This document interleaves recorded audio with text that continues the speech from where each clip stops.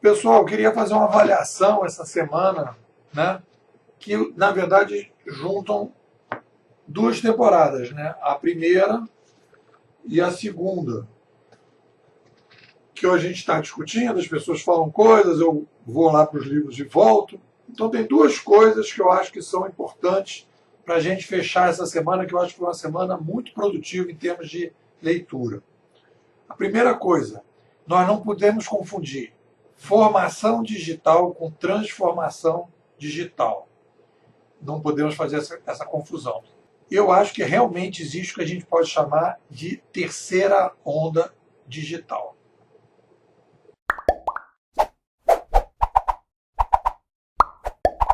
Qual seria a diferença de formação para transformação? Eu acho que o livro do Rogers aqui, ele, apesar de, na parte final, eu estou relendo, ele fala de disrupção, dá algumas dicas de disrupção, etc. Tal, e eu discordo da análise dele do cenário, né, do modelo, tudo, mas tudo bem. Ele está falando de um processo de formação. Ele apresenta 5 domínios de formação, de as coisas que estão, digamos assim, mudando, os sintomas que estão mudando com o digital. Então você vai percebendo um processo. Então é um livro de formação que, se alguém me perguntar assim, né, pô, para que você indicaria esse livro aqui do Rogers? Eu indicaria esse livro do Rogers para quem está querendo montar um modelo, um negócio digital. A pessoa, na minha opinião, faria assim um treinamento. A pessoa começaria com esse livro aqui, Negócios Digitais, ou talvez até começasse com esse aqui, para o cara ter uma visão geral, né, de transformação digital. Então, é uma formação de mente para atuar dentro desse mercado digital. E depois um livro mais prático, talvez mais direcionado, que seria esse aqui. Então, ele entra no que eu chamo de formação digital. E para fechar uma cereja do bolo, eu botaria ainda os organizações exponenciais, que acho também que ainda é um livro muito mais de formação do que de transformação digital. Aí você vai me perguntar depois, então o que é transformação digital? Transformação digital é aquilo que a gente vai fazer, transformação digital, é aquilo que a gente vai fazer para pegar a formação que existe hoje das organizações e fazer o movimento trans. A gente vai analisar qual é a formação atual, o que precisa de uma nova formação para se manter com competição no mercado, para manter uma taxa de competitividade grande no mercado, e aí se preparar para essa nova formação num processo trans. Então, eu acho que esses livros são bacanas para quem vai caminhar na direção de uma startup, de criar uma coisa nova, e acredito que esses livros, Oportunidade Exponencial também vai nessa direção, Abundância, que vai formar essa possibilidade. Isso é uma coisa. A outra coisa, transformação digital, é como é que eu pego uma organização tradicional, como é que ela vai gastar o menos possível e ter o melhor resultado possível para fazer esse processo trans. E aí eu acho que esses 3 livros, modéstia à parte, eu acho que esse livro aqui, o Administração 3.0, que eu escrevi, é o livro que se adequa mais a essa possibilidade trans. Só com detalhe, no momento que você pegar o meu livro Administração 3.0 e criar essa área separada, você pode, na área bimodal 1, que é a organização que está funcionando tradicionalmente, você pode usar esses 2 livros com tranquilidade. Você vai trabalhar com esses 2 livros, vendo o que pode mudar ali, o que pode ter mudanças incrementais, mas você já garantiu uma área separada para fazer a disrupção, para fazer o processo da terceira onda, que a gente vai falar agora. A terceira onda eu acho que se caracteriza pelo seguinte: primeira onda, chegada dos computadores de grande porte e microcomputadores sem internet. A partir da década de 90, o início da internet, que foi aí uma chegada, e-mail, as pessoas, sites, espaços para as pessoas participarem, trocar e-mails, etc. Houve uma radicalização da digitalização, segunda onda. E a terceira onda, né, depois da chegada da internet, que o pessoal chamou de Web 2.0, foi o processo das plataformas participativas.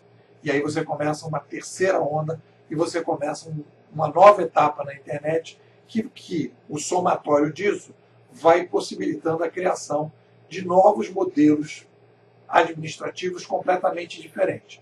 Para mim, o que caracteriza a terceira onda?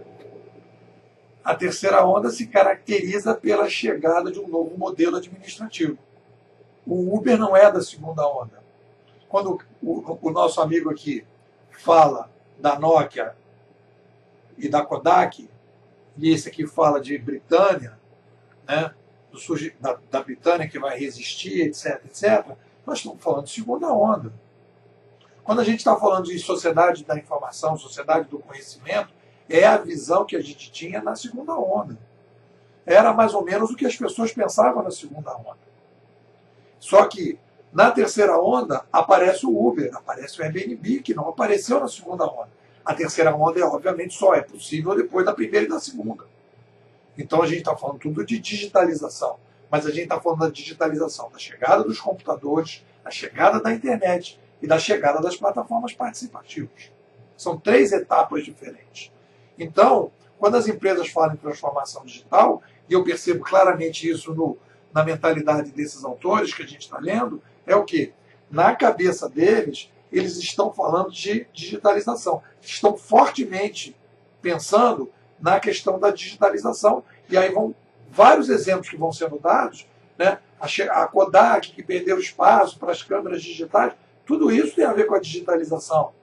Né? O surgimento do Netflix, o surgimento de determinadas organizações que passaram, os jornais que passaram para a internet, todo o modelo de troca que as pessoas passaram a ter, redução de custos, trabalho fora de casa, tudo isso teve a ver com a segunda onda. E aí as empresas, bem ou mal, conseguiram se adaptar e caminhar nessa segunda onda. Muitas não conseguiram, mas outras conseguiram. Mas o que a gente tem que ver é que, na discussão da transformação digital, existe uma porta dos fundos do condomínio que está descoberta, que é essa discussão que eu acho que a gente tem que fazer, é a seguinte: as pessoas têm 3 portas. Da primeira onda fizeram da segunda onda, e existe a terceira onda, que não está sendo apresentada nesses 2 livros aqui. A gente já estou mandando comprar o livro da terceira onda. Nesses 2 aqui não aparece, que é a questão da curadoria de um novo modelo de administração sem gerentes. O Rogers fala que disrupção, e eu gosto desse conceito que ele trabalha, ele fala que disrupção é quando uma determinada empresa desafiante, que ele chama, concorrente, aparece com uma nova oferta do mercado que o concorrente anterior, que o antigo concorrente, não consegue oferecer. E aí ele vai colocar vários exemplos. Então, se ele consegue oferecer, o cara lança um carro, e ele consegue oferecer um carro parecido, o cara lança um modelo de meia, ele consegue fazer, então é uma mudança radical que o concorrente consegue, mais um certo tempo, chegar e vai colocar. Então é uma mudança que a gente poderia caracterizar claramente como uma mudança radical. A mudança disruptiva é aquela que o concorrente não consegue chegar, porque precisa, exatamente aparece a crise da mentalidade. Existe uma crise de mentalidade que precisa ser superada para poder chegar naquela disrupção.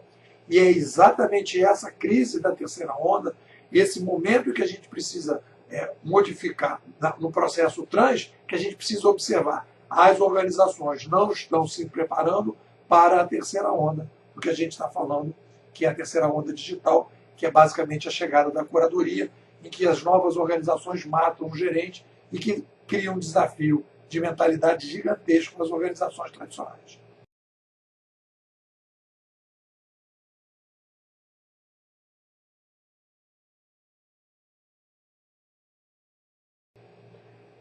Aí a discussão que eu já fiz em sala de aula, que meus alunos perguntam, tudo vai ser uberizado?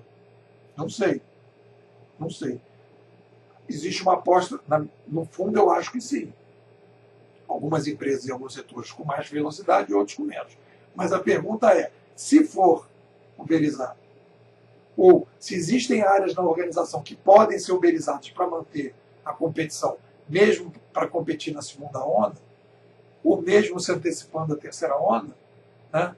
Quais são as ações que estão sendo feitas para isso?